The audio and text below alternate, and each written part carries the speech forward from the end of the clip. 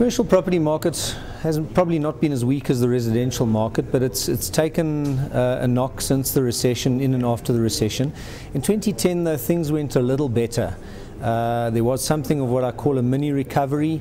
It was driven by the end of the recession, a dramatic drop in interest rates and in long bond yields as well. So what we saw is after a deterioration in returns, a deterioration in yields, a deterioration in cap rates through 2009, 2008, 2009, some improvement in 2010 in returns, in cap rates.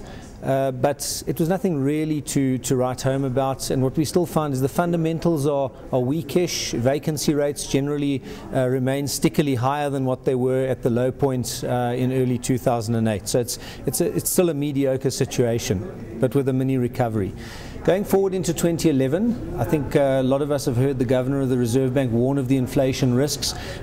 Big inflation risks come from a surge in global food price inflation.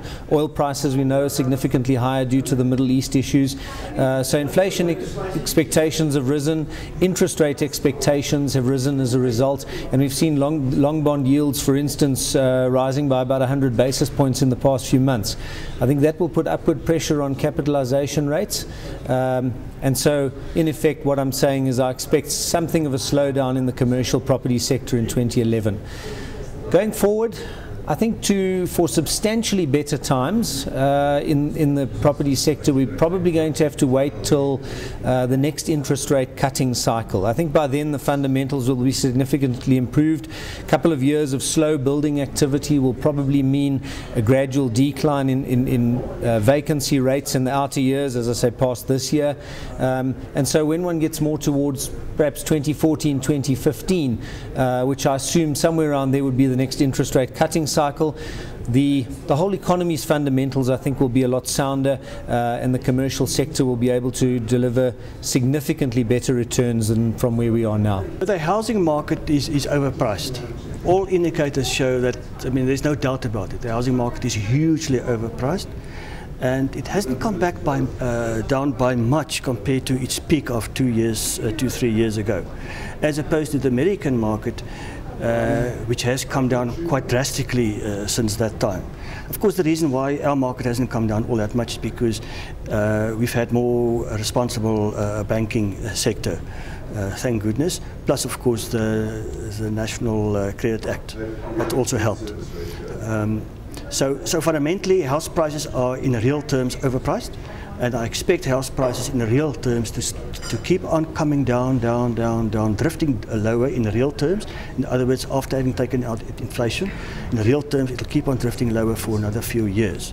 So don't expect much capital growth over the next few years from the house market. On the other hand, offices and industrial property are looking at the long cycle.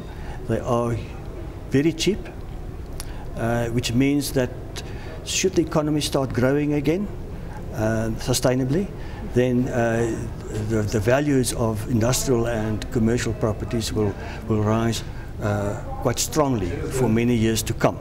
It's all premised, of course, on the assumption that the economy will start growing sustainably in the next few years.